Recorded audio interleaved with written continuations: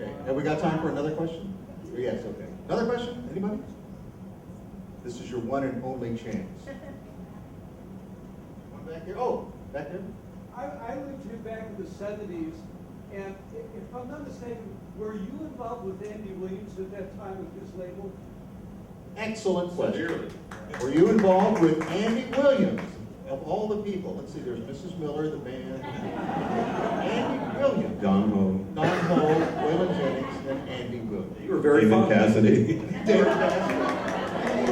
You were very fond of Andy. Yeah, I loved Andy, and this is one of your favorite I stories. do love this know. story. But Andy and I are sitting in a restaurant in Hollywood one night, and we were just getting bombed. And it's a restaurant called Saint-Germain.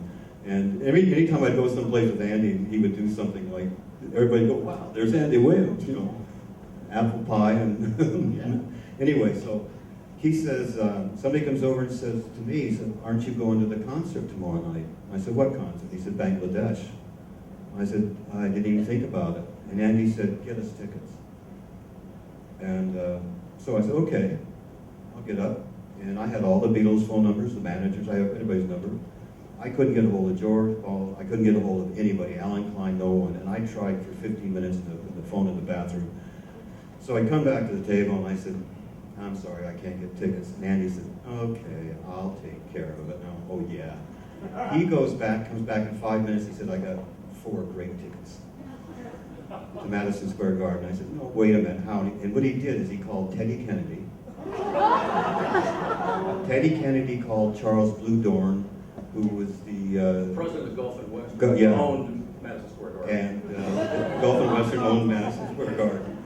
And they called in, and so we're sitting, I guess I can tell, so we're sitting at the Bangladesh concert. We get on the first It's in the plane. book, so you can tell it. Yeah, okay. So, you know, there's passing joints down the rows, you know, and everybody's getting stoned, and the joint came down our road, and Andy took a toke. Everybody goes, did you see that, Andy Williams? You don't see that every day. Every drug in Madison Square Garden came down our road. People want to see Andy Williams. That's a great story. Maybe using his star power for good. That's right. All right. Okay. Maybe one more question? Got time for maybe one more? Anybody? Much better after story to that too that's in the book. Yeah. Yeah. Lady over Well, I just had a question concerning Elvis and the Beatles. I know Brent has a connection with Elvis, and I was wondering if you had a connection with Elvis and the Beatles. You have a great Elvis story. Yeah, and you have a great father who sang with Elvis. So that's hard to top. Well, tell No. them if they don't know. Well, my dad is the first tenor and leader of the Jordanaires, which group that backed up Elvis for about 15 years. So, Okay, I get a call from Ringo, and he said he wanted to come and see Elvis when Elvis made his comeback in Las Vegas.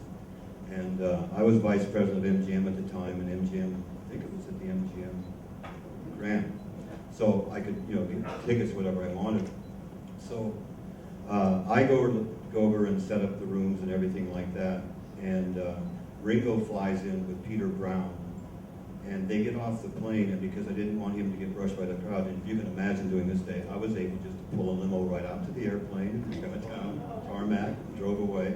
We go in the back of the hotel so nobody knows he's there, and we go up to our suites. And then when Elvis's show started, as soon as Elvis came on, the lights went down. It was just black in there. Then we went into our table. Here's people touching Ringo and not even knowing they're sitting next to a Beatle.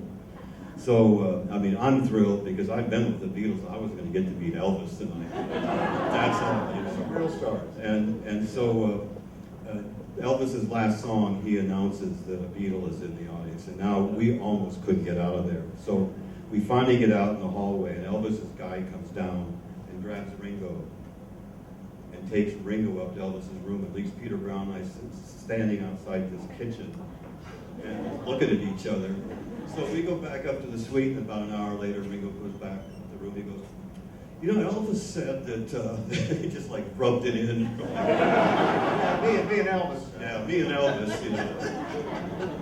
That is another great story. Candy's got so many of them. It's the white book. You can find it wherever books are sold. You can find it actually after the performance tonight. You can find it in the lobby. Ken will be signing autographs there of that book and also the new book, Between Wyomings. Please come out and say hello in the lobby as you leave tonight. Yeah, what he I'll said. be there.